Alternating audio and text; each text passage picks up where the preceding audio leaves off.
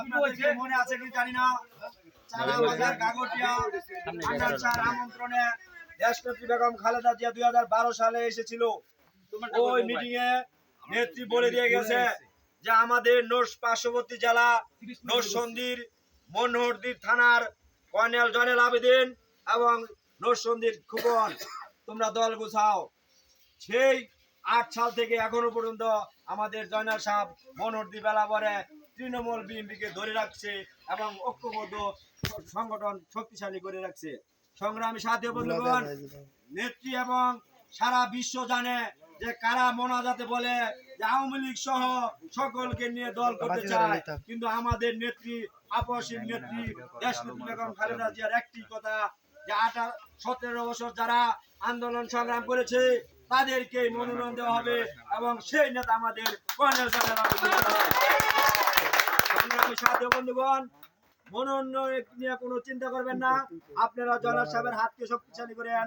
তারেক জিয়ার একটি বক্তব্য জানি না, তারেক জিয়া লন্ডনে একটি কথা বলেছিল যে আমার ভোট আমি দিব, যাকে খুশি তাকে দিব, কিন্তু আমাকে ভোট দিতে হবে এমন কোনো কথা না। কিন্তু আপনারা ভালো মানুষ নির্বাচিত করবেন, সেটাই বড় কথা।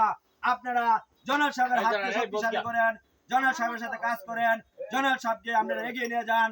মনোনয়ন নেওয়ার চিন্তা জয়নাল সাহেবের, মনোনয়ন দেওয়ার চিন্তা মনোহরদী বেলাবরে নির্বাচিত যদি কোনো হয় তাহলে সেই জয়নাল ভাই হবে।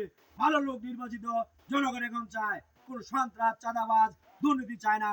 সংগ্রামী সাথী বন্ধুগণ, শেখ হাসিনা স্বৈরাচার এবং অন্যায় অত্যাচার করে এই বাংলার মাটিতে ঠাঁই পায় নাই, তিনিও ভারত পালিয়ে চলে গেছেন। আজকে যারা মনোহরদীতে সন্ত্রাস মারামারি হানাহানি কানাকাটি করবে তাদেরকেও একটি জিনিস মনে রাখতে হবে, তাদেরও শেষ আছে।